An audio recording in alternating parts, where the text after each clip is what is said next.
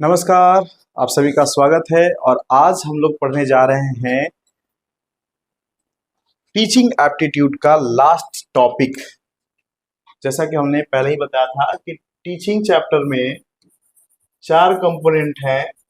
एक जो हम लोग सबसे पहले पढ़ चुके हैं, ये चौथा वीडियो है इस चैप्टर से संबंधित। अगर आपने इस चैप्टर से संबंधित 3 वीडियो नहीं देखा है तो उसको आप देख लीजिए, प्लेलिस्ट में लगे हुए हैं। फर्स्ट हम लोगों ने एजुकेशन से संबंधित उसके जो कॉन्सेप्ट थे, मीनिंग, डेफिनेशन, ऑब्जेक्टिव्स, है ना, एंड फिलॉसफी, वो समझा था। दूसरे में हम लोगों ने टीचिंग से संबंधित जो डायमेंशंस थे वो समझा। तीसरे में हम लोग learning and learner instruction facilities समझा। और चौथा जो इवैल्यूएशन सिस्टम समझा। रिकैप करते हुए हम लोगों ने कहा कि इसमें लर्निंग मेन है ना। लर्निंग के लिए ही जो सिस्टम बनाई जाती है सिस्टमेटिक वे में, वो इससे एजुकेशन कहते हैं। और उस एजुकेशन जिसमें हम आज लोग हैं, उस एजुकेशन में जो लर्निंग, इनहेंस्ड लर्निंग के लिए जो प्रोसेस होता है उसी को टीचिंग कहते हैं। और टीचिंग इफेक्टिव लर्निंग के लिए कराई जाती है ना, डिजायर्ड वे इन डिजायर्ड टाइम। लर्निंग के लिए टीचिंग कराई जाती है। और इस टीचिंग को इवेल्युएट करना जरूरी होता है कि क्या अपने उद्देश्य में कितना टीचिंग सफल है और क्या इंप्रूवमेंट होनी चाहिए। तो इसके लिए जो इवेल्युएशन सिस्टम पढ़ना होता है ना। तो एक दूसरे में क्या संबंध है हम लोगों ने देख लिया। अब उसी को आज हम लोग खत्म करेंगे, इवेल्युएशन सिस्टम पढ़ रहे हैं, ठीक है। आइए, इवेल्युएशन में हम 3 पार्ट देखते हैं कि एक मेजरमेंट होता है, असेसमेंट होता है और इवेल्युएशन होता है। इसको अगर हम डायग्राम के माध्यम से समझने की कोशिश करें, ठीक है, तो ये है कि मेजरमेंट छोटी चीज है जो आंकता है, मापता है। क्या मापता है? किसी की वैल्यू के, एकेडमिक वैल्यू को सिर्फ मापता है, जो मार्क्स के क्वांटिटेटिव स्केल से मार्क्स के रूप में या ग्रेड के रूप में आता है। सीधी सी बात है ना, ठीक।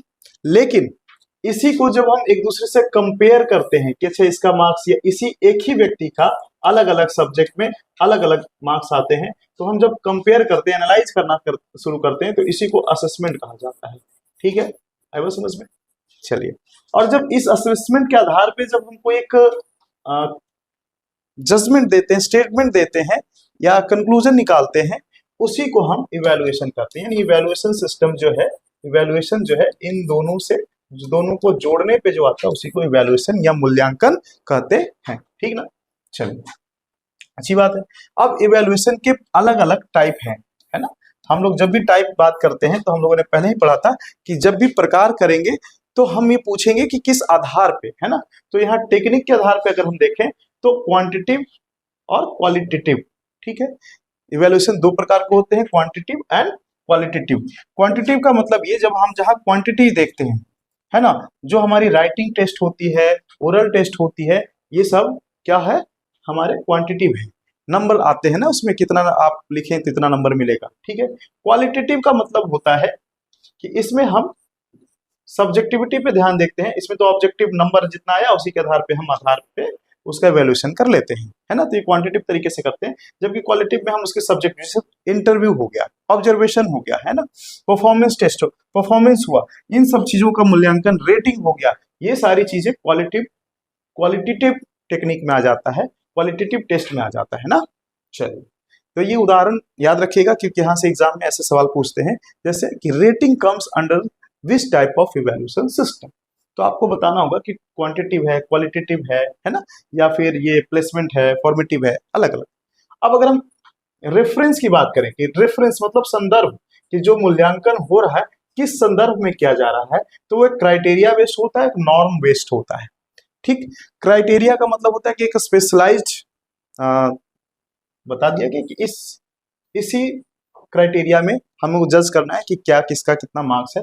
जैसे किसी का सब्जेक्ट है कि मैथ्स में मार्क्स है तो मैथ्स में इतना मार्क्स आया है, किसी का साइंस में इतना मार्क्स है, किसी का इंग्लिश में इतना मार्क्स है। तो ये क्राइटेरिया बन गया कि इसमें, यानी कोई एक आधार बना दिया कि इसमें इतने मार्क्स है। तो ये क्राइटेरिया बेस्ड हो गया। नॉर्म क्राइटेरिया से फ्री है।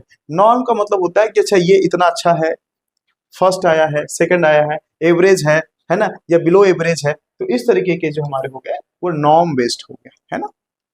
चलिए, अब फेज ऑफ इंस्ट्रक्शन, हमने बताया कि वैल्यूएशन का जो उद्देश्य है वो ये है कि लर्निंग को इम्प्रूव कराया जाए, और लर्निंग को इम्प्रूव करने के लिए हम अपनी इंस्ट्रक्शन फैसिलिटी में बदलाव ला सकते हैं, टीचिंग में बदलाव ला सकते हैं, है ना।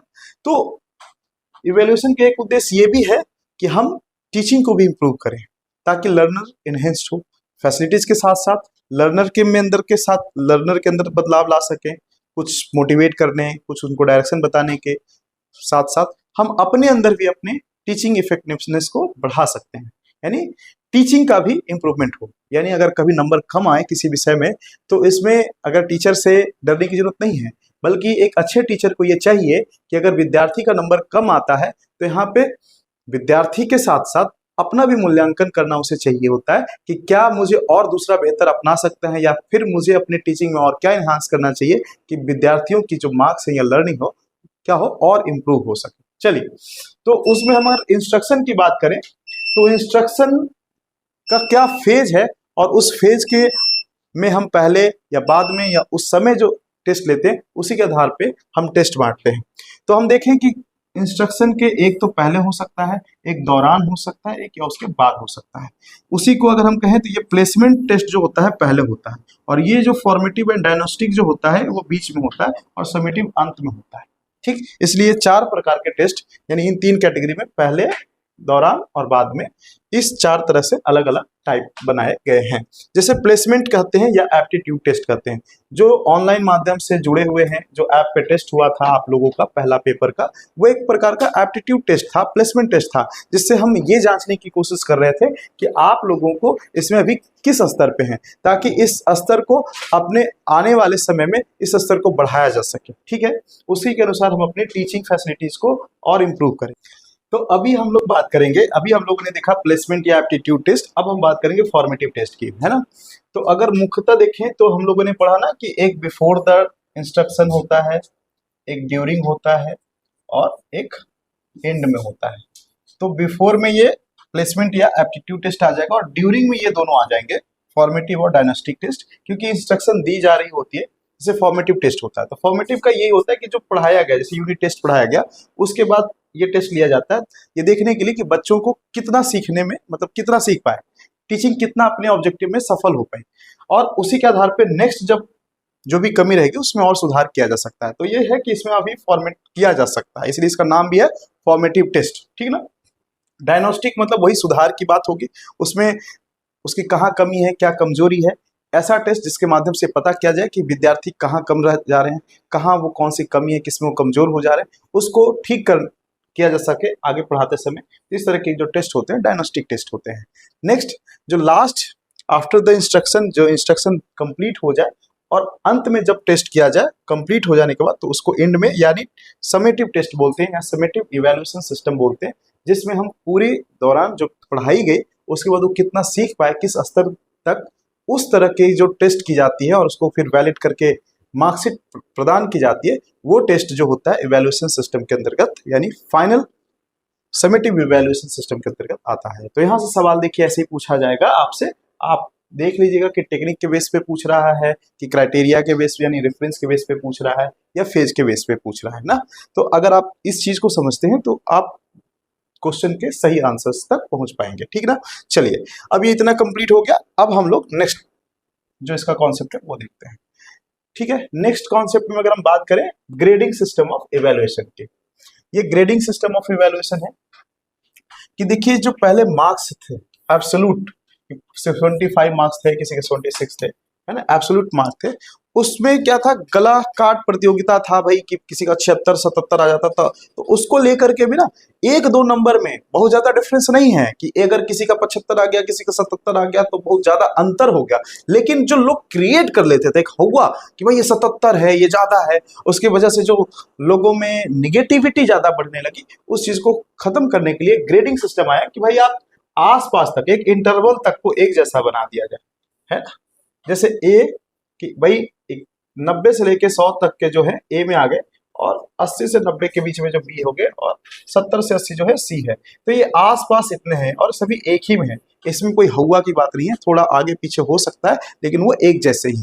तो इस तरह की ग्रेडिंग सिस्टम लाई गई। तो ये कौन सा है, ग्रेडिंग सिस्टम ऑफ इवैल्यूएशन। ठीक है, कमेंट करके बताइएगा कि भाई ये सही किया गया कि गलत किया गया। नेक्स्ट आपका है चॉइस बेस्ड क्रेडिट सिस्टम।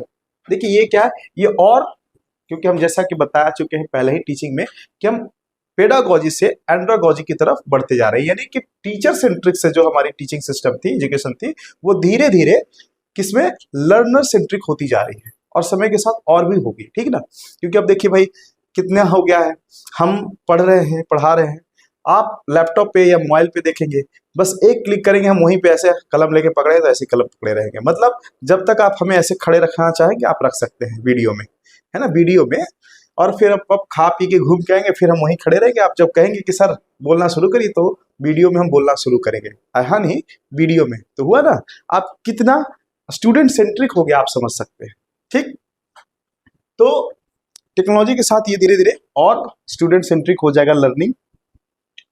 तो अभी जो है चॉइस बेस्ड क्रेडिट सिस्टम में क्या किया गया कि और लिबरल करने के लिए एजुकेशन सिस्टम को लाया गया है। पहले क्या था कि रिजिड सिलेबस और करिकुलम था कि नहीं, साइंस में अगर कोई फिजिक्स लेना है, केमिस्ट्री लेना है तो वो वही पढ़ेगा, है ना। अगर आर्ट्स में लेना है तो आर्ट्स के ही सब्जेक्ट कॉम्बिनेशन लेना है ना। आर्ट्स को अगर किसी विद्यार्थी को साइंस का कोई स्ट्रीम पसंद है तो वो नहीं ले सकता, है ना। एकदम बॉर्डर था भाई, बॉर्डर, एक बॉर्डर बना दी गई थी, नहीं साइंस वाले अलग, आर्ट्स वाले अलग।